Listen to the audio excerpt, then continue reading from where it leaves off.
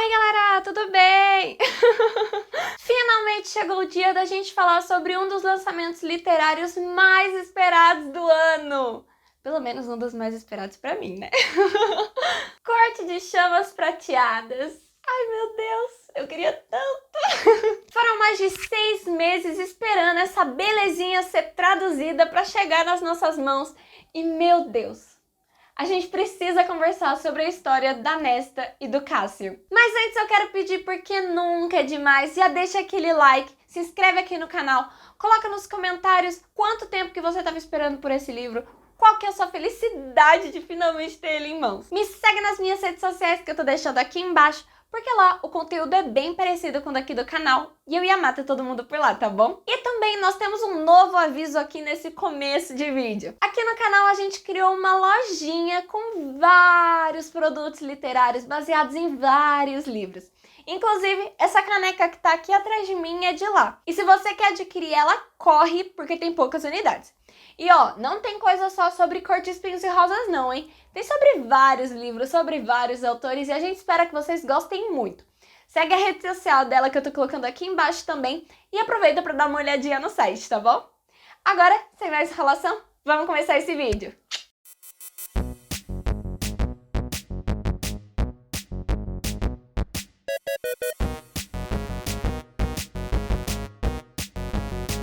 Antes desse vídeo começar, eu vou ser obrigada a dar um aviso. Corte de Chamas Prateadas é um livro indicado para maiores de 18 anos. Porque, além de muitas cenas de sexo explícito, e quando eu digo muitas, é tipo muitas mesmo, o livro também vai abordar alguns assuntos delicados, como, por exemplo, abuso sexual, abuso familiar, depressão, ansiedade, alcoolismo, luto e muita violência. Então, se você tem menos de 18 anos ou sofreu por alguma situação de gatilho recentemente, eu não indico essa leitura. Pra ser bem sincero, eu não indico você ler Corte de Espinhos e Rosas num todo. Mas tudo bem. Avisos dados, agora a gente vai começar essa resenha. Corte de Chamas Prateadas vai ter o seu início pouco tempo depois dos acontecimentos lá de Corte de Gelo e Estrelas. Na verdade, o primeiro capítulo vai ser literalmente um capítulo extra que tem de Corte de Gelo e Estrelas, mas que não está disponível no livro físico. Se vocês procurarem na internet, vocês acham ele traduzido aí tranquilamente, tá bom? Depois da Feyre, o Rhysand e todo o círculo íntimo ter finalmente derrotado o rei de Hybern, a irmã mais velha da Feyre, a Nesta, vai acabar se afundando em uma depressão muito profunda. Diferente da Elain, que passou pela mesma coisa lá em Corte de Asas e Ruínas, e também da Feyre, que passou pela mesma coisa lá em Corte de Névoa e Fúria, a Nesta não vai ficar na sua depressão ali reclusa, quieta na dela, assim, quieta até demais. Na verdade, a Nesta vai começar a ter algumas atitudes que vão ser nada mais, nada menos do que autodestrutivas. Além de ter vários problemas com bebida, a Nesta vai passar a dormir com todo e qualquer homem que aparecesse na frente dela. Ela não pretendia ver esses homens de novo e ela com certeza não conhecia nenhum deles. Durante os primeiros capítulos, presenciar toda essa autodestruição da Nesta é muito triste. Tanto os personagens do livro como a gente que é leitor conhece a Nesta justamente por ela ter uma personalidade muito forte. Ela é uma personagem muito forte. Tanto que existe uma linha muito tênue entre amar ela demais e odiar ela demais. Eu, particularmente, sempre gostei da Nesta. Eu sei que quando a gente fala isso, parece que a gente, tipo assim, bate em idoso na rua, mas eu realmente sempre gostei muito da Nesta. Eu acho que eu sempre entendi um pouco a Nesta. E justamente para proteger a Nesta dela mesma, a Feyre vai mandar ela para uma temporada lá na Casa do Vento. Lá, ela vai ter que cuidar da biblioteca junto com as sacerdotisas e também treinar com o general iliriano mais querido desse Brasil, o Cássio. A partir desta reunião, explicou Feyre, você vai se mudar para a Casa do Vento. Ela indicou o leste com a cabeça na direção do palácio escavado nas montanhas do outro lado da cidade. Rhys e eu decidimos que toda manhã você vai treinar com Cassian no acampamento Refúgio do Vento, nas montanhas ilirianas. Depois do almoço, durante o resto da tarde, você será encarregada de trabalhar na biblioteca sob a Casa do Vento. Mas o apartamento, as tavernas indecentes, tudo isso acabou, Nesta. Ô, gente. Por ser um livro de 700 páginas, eu vou ser obrigada a fazer uma resenha um pouquinho mais enxuta para que esse vídeo não fique muito longo. Mas é claro que eu vou dar os spoilers que eu sei que todo mundo ama. A evolução da Nesta foi uma das coisas mais bonitas que eu já li na minha vida. Durante toda a série de Cor de Espinhos e Rosas, a Nesta, ela tem algumas atitudes em que a gente simplesmente fica: por que você fez isso, mulher? A gente não consegue entender muito bem o que se passa dentro da cabeça da Nesta. Mas receber essas respostas, saber o porquê que ela fez cada coisa de uma forma tão genuína, foi muito bonito de ver. Ver ela saindo de dentro daquele poço em que ela não queria estar é muito bonito de ver. Enquanto eu tava lendo o livro, e antes até de eu ler, né, pra quem leu o livro em inglês, eu vi muita gente falando que a Nesta, ela era uma personagem ingrata. Ingrata pela Fairy cuidar dela, ingrata pelas oportunidades que o Rhys deu pra ela, ingrata pelo círculo íntimo. Mas convenhamos, o que é que todos eles fizeram pela Nesta? Entendem?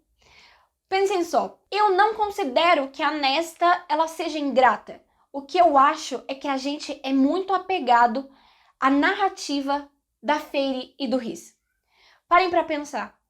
O que o mundo feérico, o que o Rhys, o que o círculo íntimo fez pela Fairy?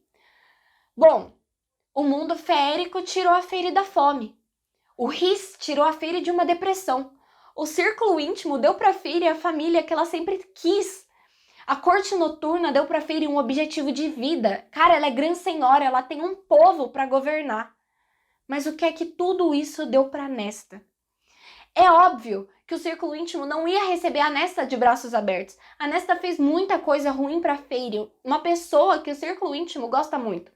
Eu, no lugar do Rhysand, também não iria receber a Nesta de braços abertos. Eu não julgo o Rhysand por isso. Mas essa é exatamente a questão.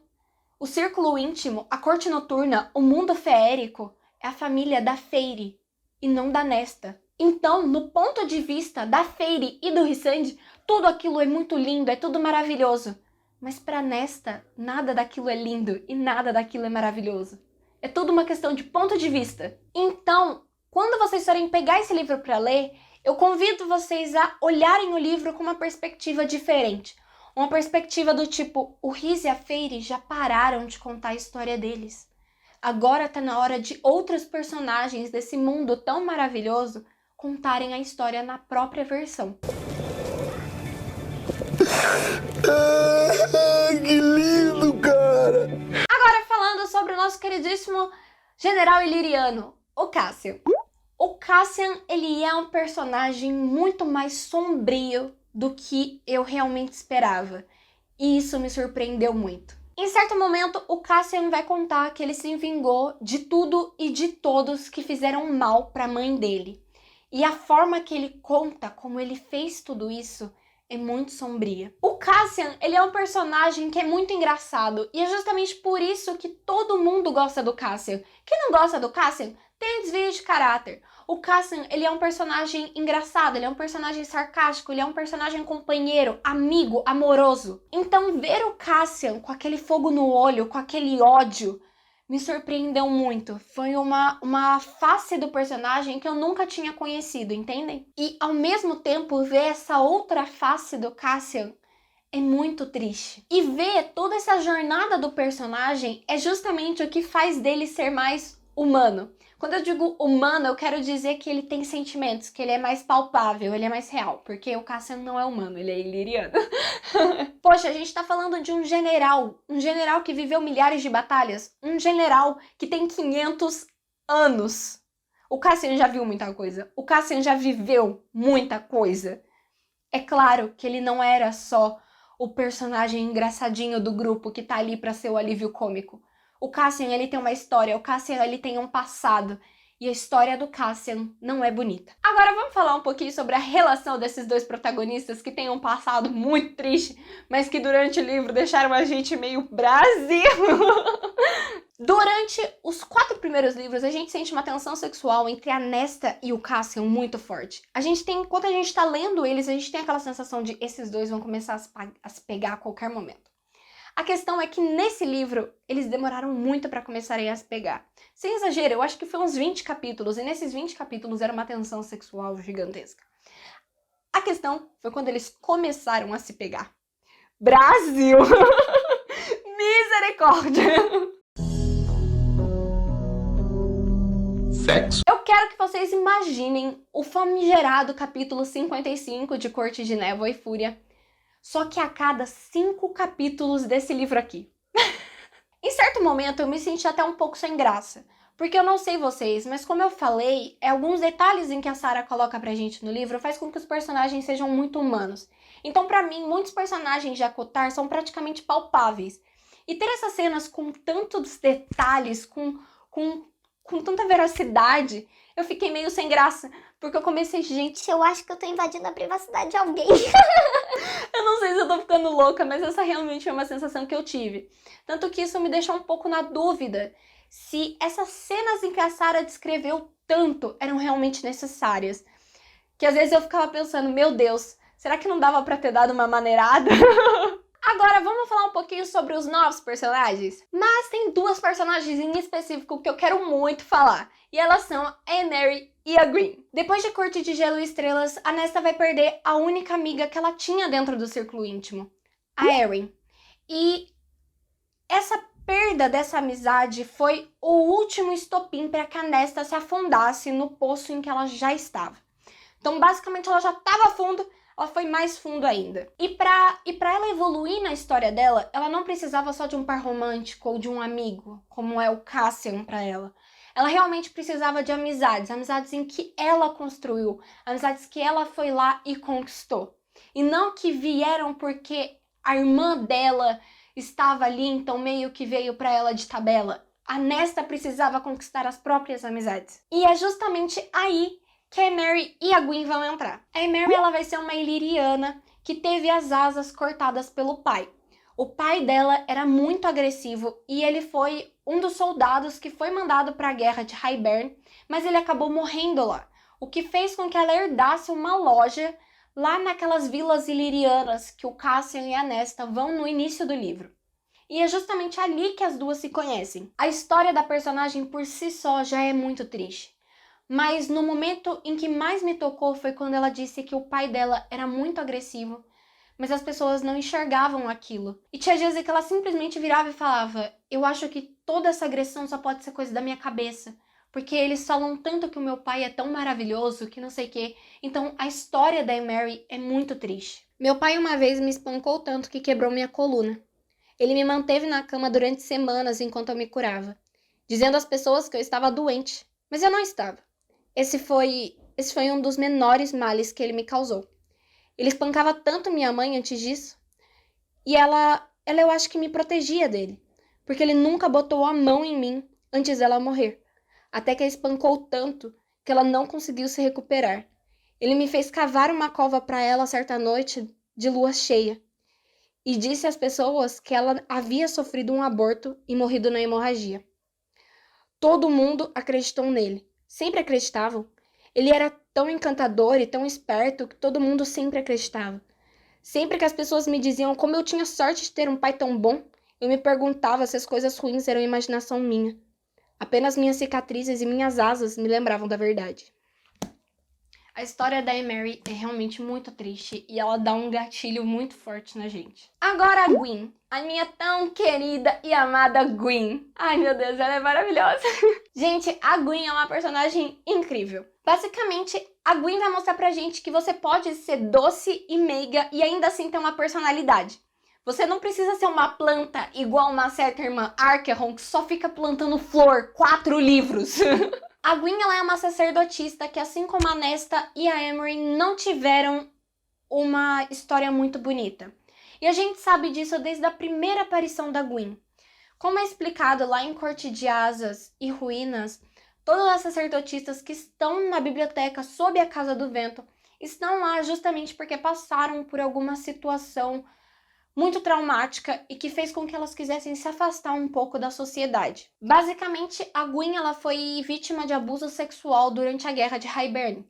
Um dos generais de Hybern abusou dela sexualmente E quem salvou ela durante o abuso foi o Rhys, a Mor e o Azeroth. A narração do que aconteceu com a Gwyn é muito forte e é muito delicada. E ela dá gatilhos em até quem não passou por situações traumáticas. Então eu vou preferir não falar sobre a narrativa dela nesse vídeo. Mas saibam, se vocês forem ler, saibam, esse livro tem muitos gatilhos, principalmente para mulheres. Então, assim, leiam com cuidado, leiam sabendo que isso vai acontecer, entendem? Agora vamos falar sobre os personagens secundários. Vamos falar sobre o menino Ezra, também conhecido como Desejo da Mulherada. Lindo! Eu acredito piamente que o Azeroth e a Gwyn vão ser parceiros. E não é só porque a tia Sarah falou que a parceira do Azeroth aparece no final do livro, porque ela realmente aparece no final do livro. Mas eu digo isso porque o Azeroth e a Gwyn passam o livro mesmo, inteiro flertando um com o outro. E durante aquele contozinho do Azeroth, eles têm uma ligação muito forte. Tão forte que até as sombras do Azeroth percebem. E é justamente por isso, se a sombra tá cochichando aqui no ouvido dele, ó, quem que é o Azeroth pra falar que não é parceira? É parceira, sim, senhor!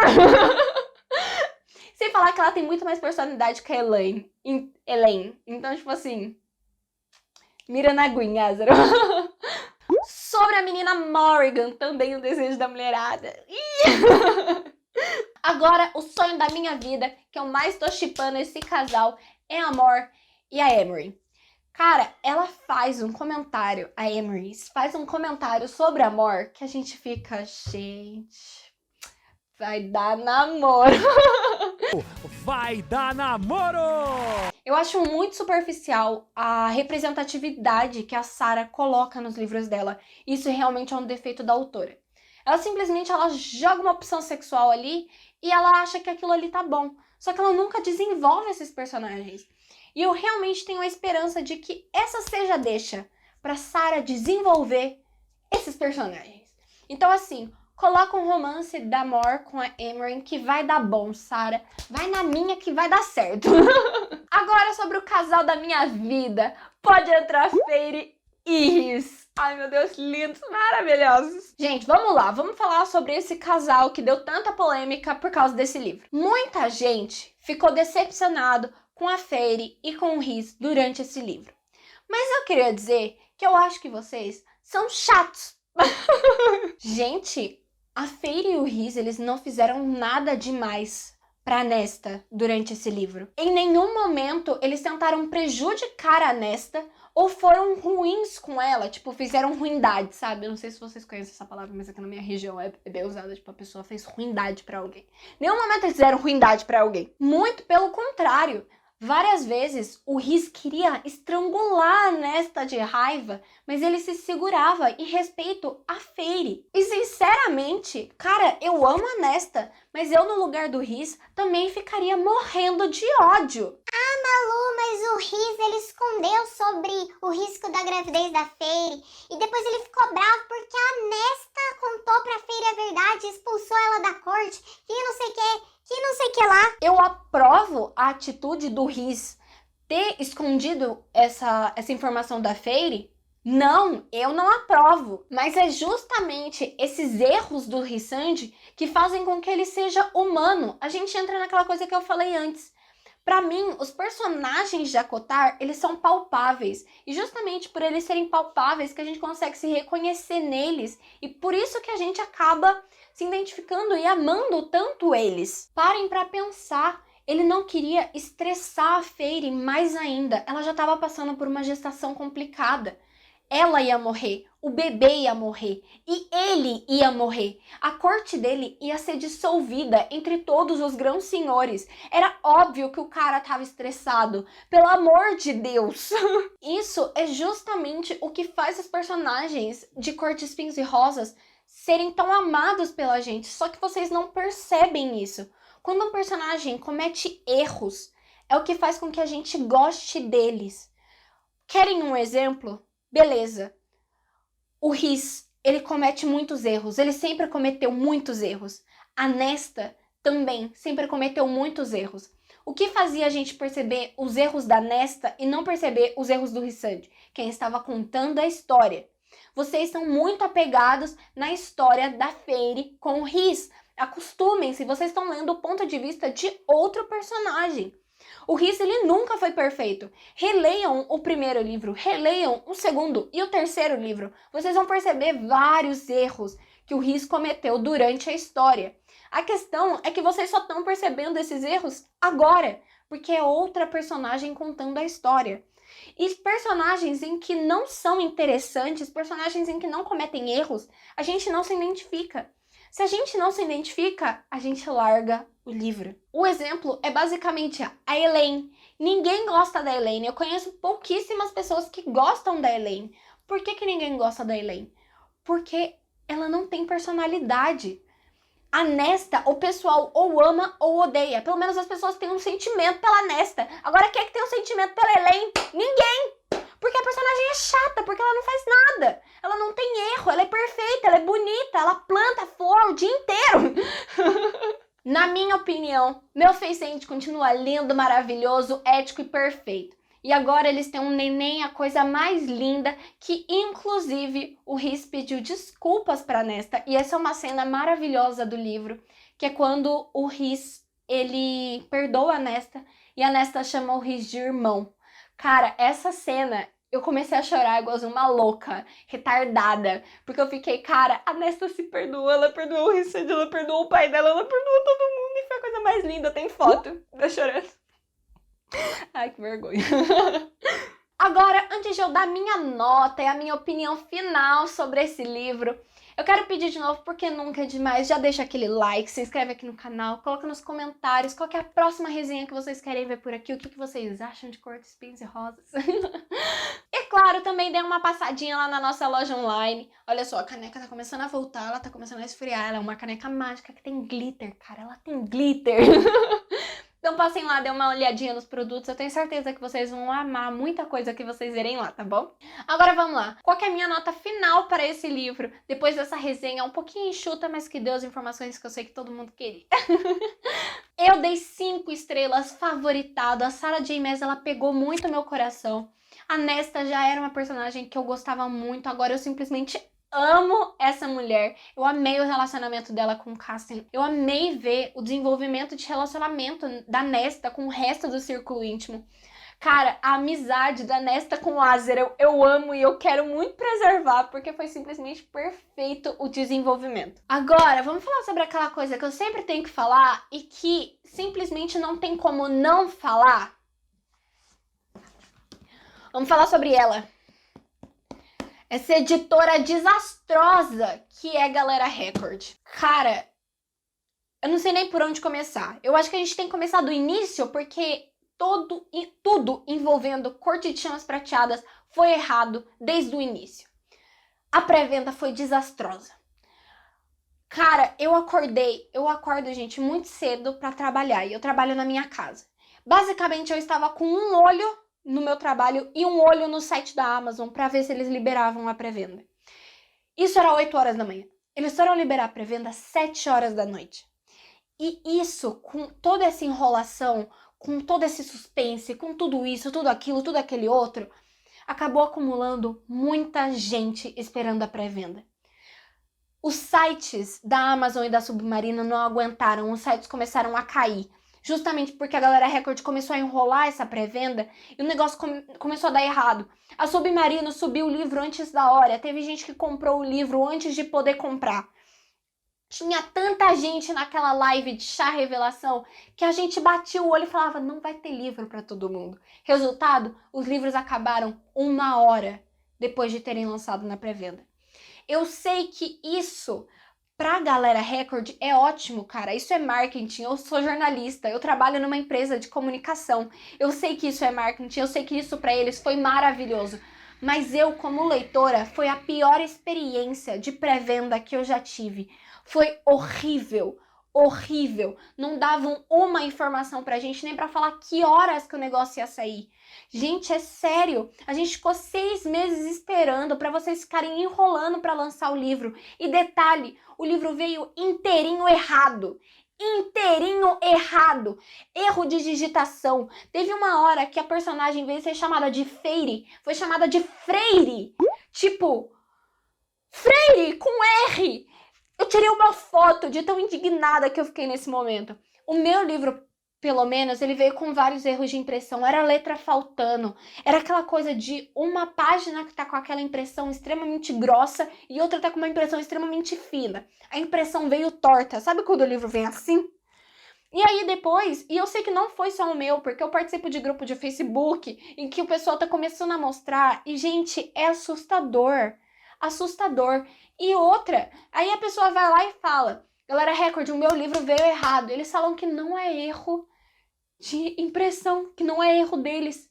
O erro é de quem, então? E eu não vou nem falar que R$70 pro livro chegar amassado, o livro chegar com erro de digitação. Eu nem sei se isso aqui tá com erro de tradução, viu, gente? Porque eu não tive acesso ao livro em inglês, eu nem vou pegar o livro em inglês pra ler. Mas eu não sei nem se ele tá certa a tradução desse livro, porque tem horas que a gente para até de acreditar na potencialidade de erros da Galera Record, porque é ridículo. E aí, vamos lá nos brindes. R$70 por uma capa de almofada. Gente, o resto dos brindes é os brindes de sempre da Galera Record. Galera Record, ninguém aguenta mais ficar recebendo marca-página. Melhorem no brinde de vocês. Melhorem. R$70, o mínimo que eu espero é uma capa que não amasse. O mínimo que eu espero é uma impressão bem feita. O mínimo que eu espero é não ter o nome de um personagem errado no meio do livro. É o mínimo. Mas então é isso, gente. Depois de todo esse meu desabafo sobre a Galera Record, né, que eu sempre tenho que fazer por aqui, eu espero que vocês tenham gostado desse vídeo. Eu espero que vocês já tenham deixado o like, já tenham deixado comentário, já tenham deixado tudo. Eu espero que vocês passem lá na loja, porque, ó, caneca mágica, hein? Ela tá voltando já, ela tá ficando pretinha. Preta, gente, ela é a coisa mais linda. Tem foto dela lá no site. Mas então é isso. Até a próxima e tchau!